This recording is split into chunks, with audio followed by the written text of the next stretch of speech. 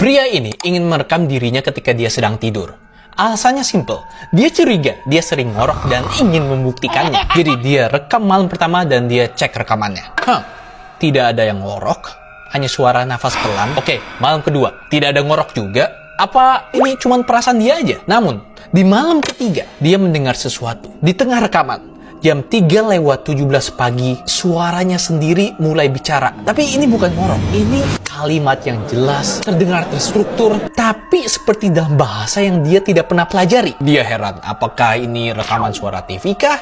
Atau ini ada yang error dengan rekamannya? Jadi dia putuskan untuk merekam dirinya tidur sekali lagi. Dan ternyata persis di jam yang sama, 3:17 pagi, ada suara dia bicara bahasa asing dengan nada yang sama. Dia kirim rekaman itu ke temannya yang ahli bahasa. Temannya langsung menelepon. Bro, ini bahasa Latin kuno. Lu kapan belajar ini? Pria itu terkejut. Dia tidak pernah belajar bahasa Latin kuno. Mendengar ini, temannya terdiam sebentar, lalu berkata, Kalimat ini adalah doa pemakaman. Diucapkan untuk orang yang akan segera meninggal. Shock. Pria itu langsung cek lagi rekaman tersebut. Dan ketika dia dengar dengan baik-baik, dengan lebih teliti kali ini, dia baru sadar akan satu hal. Ternyata di rekaman itu ada dua orang sedang bicara. Dan dua-duanya memiliki suara dirinya. Perempuan ini iseng googling nama restoran yang ingin dia kunjungi. Dan ketika dia scrolling reviewnya, dia melihat sesuatu yang membuat dirinya berhenti. Ada review bintang 1, ditulis atas nama dirinya sendiri. Loh, kok bisa? Dia periksa. Foto profil sama. Username sama. Akun Google-nya sendiri itu. Tapi dia tidak pernah ke restoran itu dan tidak pernah membuat review restoran tersebut. Apa dia kena hack? Penasaran, dia baca reviewnya. Makanannya enak, tapi sayang ini adalah makan malam terakhir saya. Dan yang lebih aneh, tanggal posting 2 minggu dari sekarang. Dia langsung cek akun Google-nya. Tidak ada aktivitas aneh, tidak ada login dari perangkat lain. Jadi dari mana review tersebut? Yang jelas ini ditulis oleh akunnya tapi bukan oleh dirinya. Waduh, dan kenapa tanggal postingnya 2 minggu dari sekarang? Memangnya bisa begitu? Apa ini error? Langsung deh dia screenshot dan kirim ke temannya. Temannya langsung jawab, itu mungkin kena hack atau lagi sistem error. Udah lupakan aja. Jadi perempuan itu coba menghapus reviewnya. Namun, setiap kali dia klik hapus, muncul notifikasi, kamu tidak bisa menghapus review tentang pengalaman yang belum terjadi. Waduh, kacau deh. Aduh, bingung banget deh. Akhirnya, perempuan itu memutuskan untuk menggunakan jurus andalannya, yaitu lupakan saja. Dan dia tidak jadi makan di restoran itu. Makan di restoran lain saja. 2 minggu pun berlalu. Tidak ada apa-apa. Tapi kemudian dia kepikiran dengan restoran yang ada reviewnya itu. Jadi dia buka lagi Google dan cek kembali. Dan pas dia cek, ternyata restoran tersebut baru saja ditutup karena ada kejadian salah satu pelanggannya keracunan. Kaget, dia baca-baca lagi, cari reviewnya dan ternyata reviewnya sebelumnya sudah hilang. Diganti dengan review yang baru. Kali ini, reviewnya bintang 5. Masih dari akunnya. Keterangannya tanggal hari ini. Dan isinya hanya ada satu kalimat. Terima kasih sudah mendengarkan. Sejak Dimas berusia 7 tahun, tiap ulang tahun selalu ada kartu yang dikirim ke rumahnya. Tidak ada nama pengirim, tidak ada alamat, hanya satu kalimat di dalamnya. Satu tulisan kecil. Ketika umur 7 tahun, tulisannya adalah, selamat ulang tahun. Aku senang kamu ada di dunia ini, oke? Umur 10 tahun, kamu tumbuh dengan baik. Oke. Umur 15 tahun, aku bangga melihatmu. Oke. Umur 18 tahun. Pilihan yang kamu buat hari ini akan membentuk siapa kamu nanti. Wow, oke. Dan pada umur 21 tahun, kamu tidak sendirian, meskipun kadang terasa seperti itu. Nah, si Dimas sudah mencoba melacak siapa pengirimnya, tapi tidak pernah berhasil sama sekali. Cap posnya selalu berbeda kota, tulisan tangannya tapi selalu sama. Dan tahun ini, dia genap 25 tahun. Kartunya datang seperti biasa. Dia buka dengan heran, tapi setelah bertahun-tahun mendapatkan surat ini, dia sudah terbiasa. Namun kali ini, ada yang beda. Kalimatnya sedikit berbeda. Kali ini, apa yang di dalam jauh lebih panjang dari biasanya. Ini kartu terakhir dariku. Aku tidak bisa lagi mengirimmu kartu.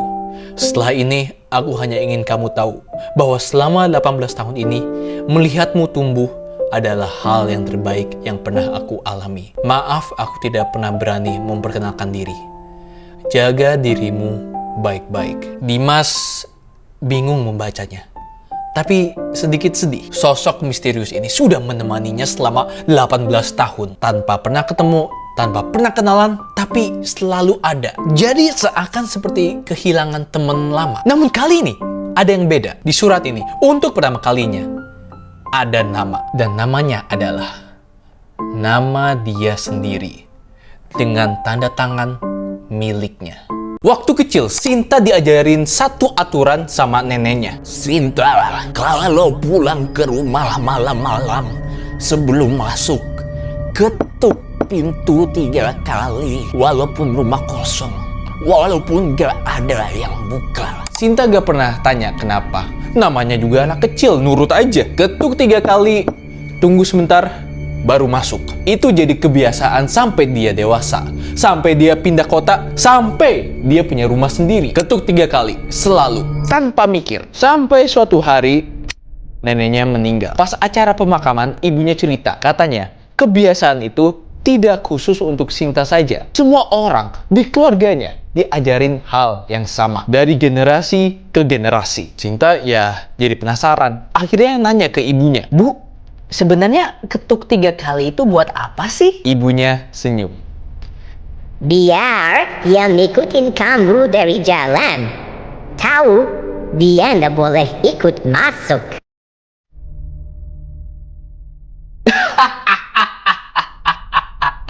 Sinta ketawa. Aduh, ibu bisa aja ngejarin Sinta. Sinta pikir itu hanya prank ibunya. Nah, suatu malam, dia pulang ke rumah capek, buru-buru. Dan untuk pertama kalinya, seumur hidup, dia lupa ngetuk. Langsung masuk rumah, tutup pintu, tidur. Dan besok paginya, semua biasa aja. Gak ada apa-apa. Wah, Sinta makin yakin nih, ini cuman tahayul desa aja kali. Tapi, malam itu, pas dia mau tidur, dia dengar suara dari luar rumah.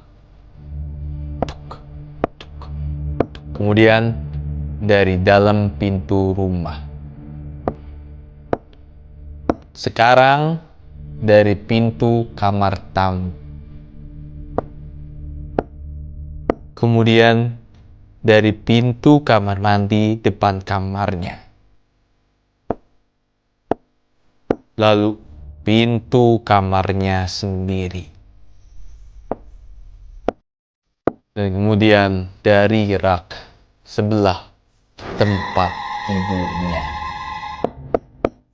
Seorang mahasiswa membeli buku bekas di toko loak pinggir jalan. Dia ambil satu buku dan buka halamannya. Eits!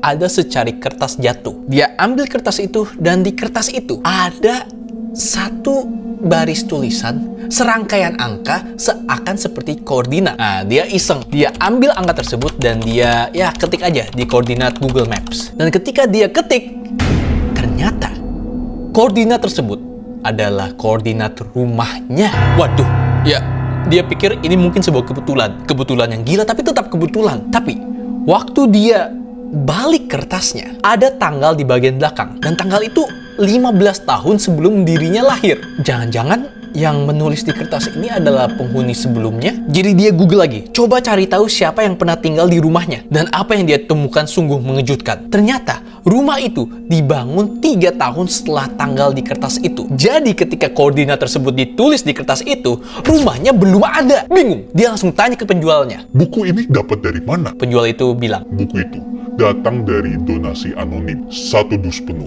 Tidak ada nama, tidak ada alamat. Tapi ada satu hal yang aneh. dia kemudian pergi ke belakang sebentar dan membawa sesuatu. Di dus itu ada foto. Dan penjual itu kasih fotonya. Foto hitam putih, tanah kosong, tidak ada bangunan. Tapi di sudut foto tersebut ada seseorang berdiri membelakangi kamera dan memakai baju yang sama persis dengan apa yang mahasiswa itu sedang pakai saat